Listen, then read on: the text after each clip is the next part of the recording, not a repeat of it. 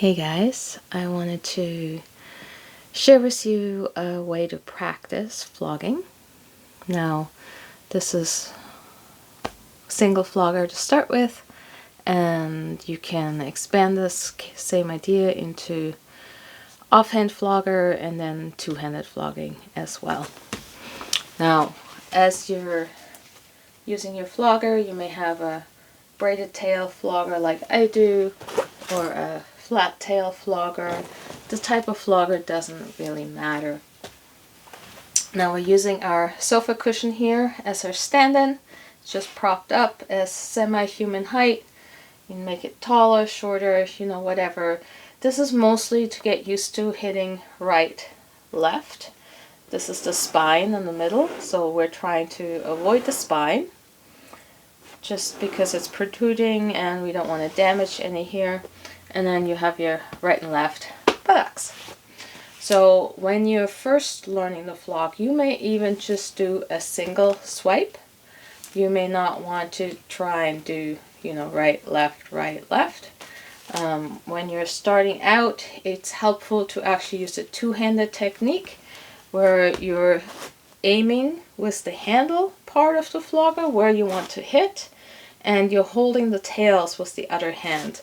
So you're kind of aiming where you're going to hit, and then you're flicking your arm forward, and then the tails are kind of staying together and going where you're aiming for. So if I'm aiming for the left shoulder, and then you can adjust your distance. If you need to go further back, if you need to go closer, and that's one side. Now for the on side, I'm actually going to move my left hand to my right shoulder so that I can do the same thing on this side.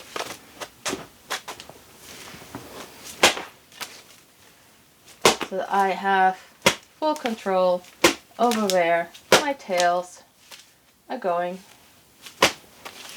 Now you can do the same for the bottom. It's more of a flicking up. So you can hit from the bottom, right between the thigh and the butt area. You want to hit from below. That seems to be a good sensation. And then of course the other side, you're aiming the same way again.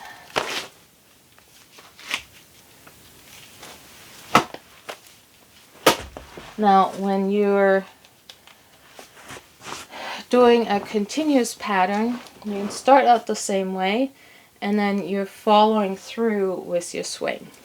So you're doing a right, left, right, left, right, left. I sometimes even put my hand behind my back to help steady, and I'm using my arms but also a slight swinging motion with my whole body, kind of like a pendulum. I find this gives me a good rhythm that I can sustain and keep going and not really tire my arms out as I'm flogging. Now of course on our couch cushion it can look something like this.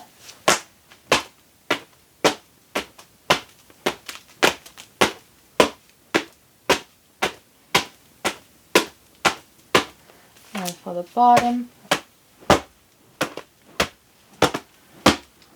can tell I haven't practiced that one in a while. And of course with two floggers you want something that has the same length. So this would be horrible to try and do Florentine flogging if I shorten these up so the handles and the tails are the same length or have exactly the same floggers. This is why you might buy a pair of floggers that are the same if you're interested in doing the Florentine flogging. Mine is not as pretty as someone who practices a lot.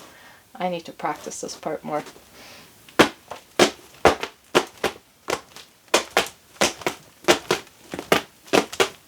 There also seems to be two different ways that people do it. Is where you're kind of swinging them opposite circles, or where you're actually like swinging in the center, and this is not pretty because I am not in practice in my offside anymore and I need to practice more. So you are learning swinging both hands at the same time in front of each other.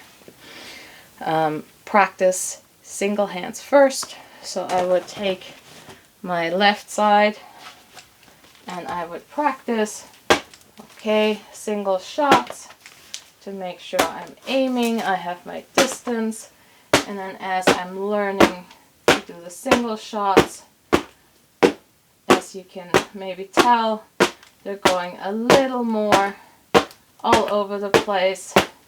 I don't quite have that smooth rhythm as I do with my other hand, but that's a practice thing. And if you really want to do Florentine flogging, I know you can. But that's the basics of flogging practice. There's not much more to it.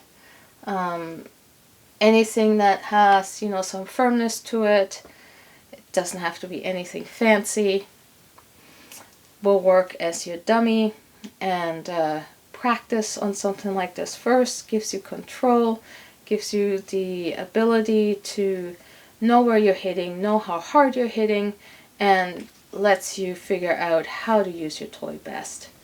Now, for those of you who don't have other people to flog but want to flog yourself, this is a little bit different. Now, I often find that with self-flogging, you're not actually, like, you don't get that rhythm that you can relax into because you're doing it to yourself. So you usually get like 1 or 2 blows, and then you breathe through that, and then you can do it again. For that, I often use the inner thigh because it's easy to aim and to hit yourself there, right? Or you can do the back of the offshot, this shoulder, you know, around the sides. But this is easy ways to can flog yourself. You have a little less control, so you do need to be careful, especially with your spine and your kidney area. I often also just use my longer floggers, and I'll actually just hold the tails with the other hand and then use the shortened tails for flogging, right? So that you have more control over where things are going.